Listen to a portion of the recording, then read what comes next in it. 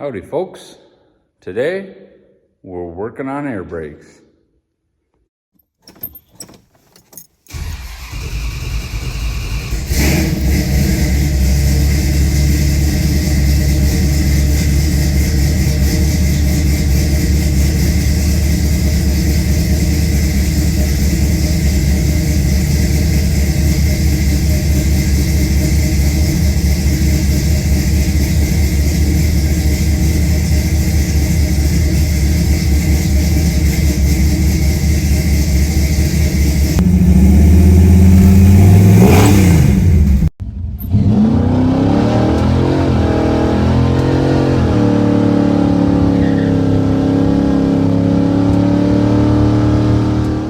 So today we're back on the General. Most of you know from earlier episodes, this thing is not capable of making over 40 psi of air. Hopefully, this episode we're gonna change that. So I ran over to Truck Equipment in Green Bay. We got a official Bendix governor for the air compressor. We're gonna swap that on because the one that's on there looks like a Chinese knockoff. And you know, that was a whole whopping $30. So we'll see, maybe that'll get lucky and do the trick for us. But the other thing I wanted to check before I got too far into that is I made this little custom apparatus here. This is the discharge line off the compressor.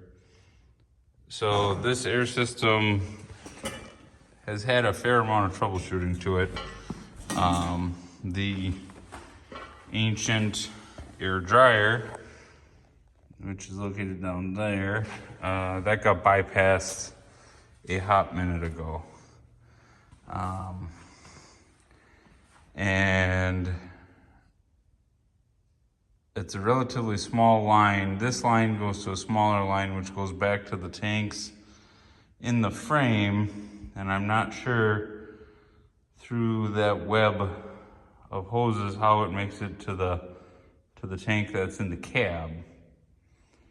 So what I'm really trying to do here is make sure that A, we don't have a big leak that I couldn't diagnose because there's an air fill on the other side, on the passenger side of the truck, that goes to the tank in the cab. So I want to make sure that somehow the air system didn't get like separated or something foolish, and there's restrictions and other stuff in the line. So we're gonna just do a little investigation on that just to make sure everything's kosher in there.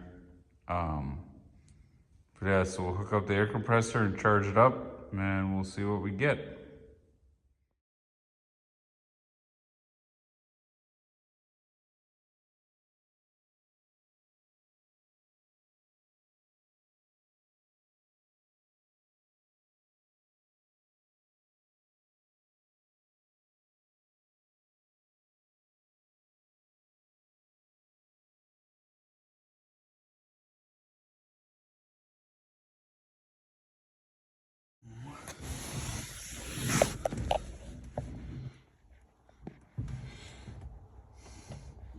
So, all right, basically, after that beautiful little montage, what I was able to figure out is by looking at tracing lines, figuring out where I had air going, because it still would not build air to the compressor like one would think it should, or it wouldn't fill the air system. Now obviously we've got one airline that goes to the governor off of that, so I traced that back. But then upon further looking, I've got one airline, let's see if I can get in here, this guy here that comes from the air tank that goes into the body of the compressor. Now, all my research tells me that that should be oil, which happens to be, let's get out of the way here. This line which is going to the governor. Huh. Well, hot damn. So, what I'm guessing is during a compressor change or something, somebody got a little squirrely and lost their bearings or didn't label their hoses, put the oil to the governor and the air to the compressor. So the reason I can't build anything over 40 psi off the compressor is because all the oil is going back into the crankcase, or all the air, excuse me. So what we're gonna do is we're gonna pull that line off, and we're gonna pull off the bottom line to the compressor. We're gonna put some air to it and make sure that we have leakage. And then just for grins, we will try the, we might put it to the governor and see what it does, just because. But if it's been subject to oil this whole time, I am probably gonna just swap it out. But either way, I'm pretty dead set on installing that new Bendix governor.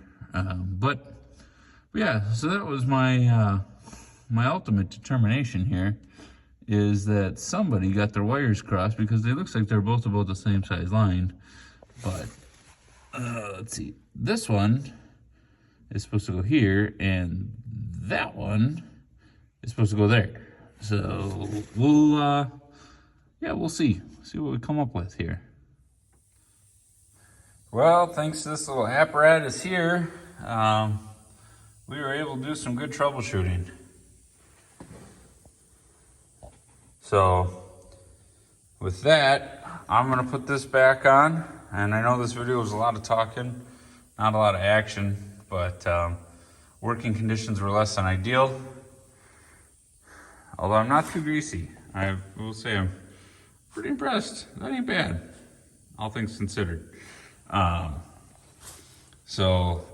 the good news is yeah, it was a bunch of talking, not a very long video. But this just opened the door to a will it start, and hopefully, if it does start, a test drive. So you should be excited. I'm excited. So thank you, folks. And remember, till next time, smoke them if you got them.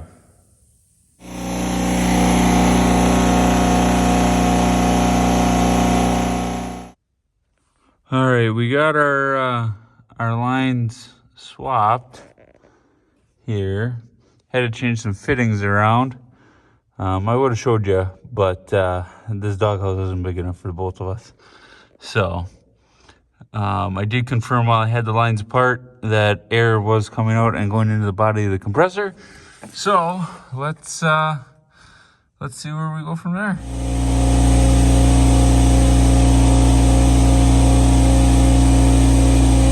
Well, it's the farthest we've made it yet, filling off of the compressor discharge line. I think we might have been on to something. Well, we got her up to 110 with the shop compressor. We couldn't get it over 40 before, so we got a couple air leaks, but if the shop compressor can keep up with it, that big guy down there should definitely be able to keep up with it. So that's good. I'm pretty happy that that's what it was. I mean, now obviously I run the risk of finding out that there, that's better. Now, obviously, we run the risk of finding out that, you know, because we were putting air to the compressor and not oil, that we may have done some damage to the compressor. Now, odds are that it really wasn't ran long enough, because there was no reason to run it that long, because you couldn't move it anywhere because it didn't build enough air to take the brakes off. So that's a gamble I'm willing to make at this point in time, because I'm not gonna just buy a $700 or whatever it ends up being compressor, reman compressor, blah, blah, blah, blah, blah. So now odds are if this thing's gonna fail, it'll be after I get everything painted and I'm taking it on a shakedown run, and then it'll decide to shoot a rod out of the block and piss oil all over my fresh paint job. But sometimes you got to take the gamble, right? So yeah, there's one little leak that's, I might see if I can get that one taken care of, because I mean, not that I'll be able to hear it over the Detroit, but just out of principle, I really might try to fix that one, just because, I mean, basically the whole reason that I'm doing this is I wanted to prove that the compressor is good, which, you know, obviously I'll have to start with the truck to do that, but I wanted to prove that the compressor is good. I wanted to take this thing for a shakedown run, because, well, I want to know what it tops out at, see if there's any other major bugaboos about it, and I'd like to get a good heat cycle through the engine, just to see if any of the smoke clears up, because I don't really have any videos of it, but she smokes pretty good. And it doesn't look like it's anything to do with the turbo, but it could be like blower seals or something like that. So obviously just want to make sure, like, when I tear it all apart, that's the time, if I got to dive into the blower or something to do it, is when there's no cab and no hood, no fenders, no nothing on it. So obviously that'd be the time, if I'm going to go through and have to freshen up the Detroit, that's when I would do it. So yeah, we've got some air here. Definitely leaking away here. I'm looking at my gauge, but oh yeah, all right. Sounds like things are even actually moving. Check the brakes. See if the horn does anything. Whew, that even works, huh? There's a lot of hornet's nests in there, but yeah. So I'm pretty stoked that it's actually this is good progress. So then, you know, after the shakedown run, and I won't say against my better judgment, but after the shakedown run, we will, that's when I'll probably clear the hood off of this thing, and start getting ready to pull the cab, because as fun as it'd be to just be like, oh, I had a bad day, I'm going to go take the Detroit for a rip and beat on it. It's not licensed. It's definitely, it didn't have a title, and hasn't been registered in 14 years. So probably, and there's a state trooper that hangs around in the neighborhood. So probably not in my best interest to be hot rodding around and get picked up. Oh yeah, and there's no insurance. But hey, you know, nobody's perfect. But once I get the Dodge chassis or the Dodge stuff swapped onto it, that has plates that have only been out of date for a couple of years, and it's registered in my name. So there's that. All good things to look forward to. But I mean, obviously too, we've got to find a cutoff. I'll slide under the truck and I'll show you why we need to find a cutoff, other than it's a good excuse to go to air ride. But I'll show you. Hold tight. All right, we're just creeping around on the creeper here, but yeah, that. Let's see. That's probably the best example I got back here, but we got the old rust jacking going on something fierce. And so what's really interesting is, so factory frame, well, I shouldn't say that.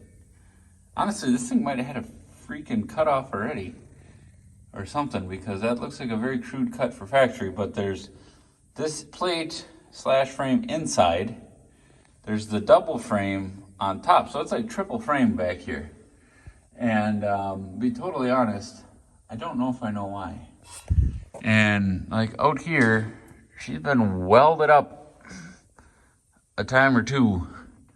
So obviously, and I don't know if you can really get the texture of it, but it ain't good. But hey, look at that nice underbody of that all aluminum flatbed. Sorry, squirrel. So we're gonna, we'll be all right. But good reason to get rid of the spring ride, because the bushings are hard to see. There we go. They would need to be replaced, and a few other things. But I think we're gonna try to get to an air leaf setup here as the end game, and then maybe we'll stretch her out just a skosh more. Well, thanks to this little apparatus here, we were able to do some good troubleshooting. So with that, I'm gonna put this back on. And I know this video was a lot of talking, not a lot of action, but working conditions were less than ideal. Although I'm not too greasy. I will say I'm pretty impressed. That ain't bad, all things considered. But the good news is it was a bunch of talking, not a very long video. But this just opened the door to a will it start, and hopefully, if it does start, a test drive. So you should be excited. I'm excited. So thank you, folks. And remember, till next time, smoke them if you got them.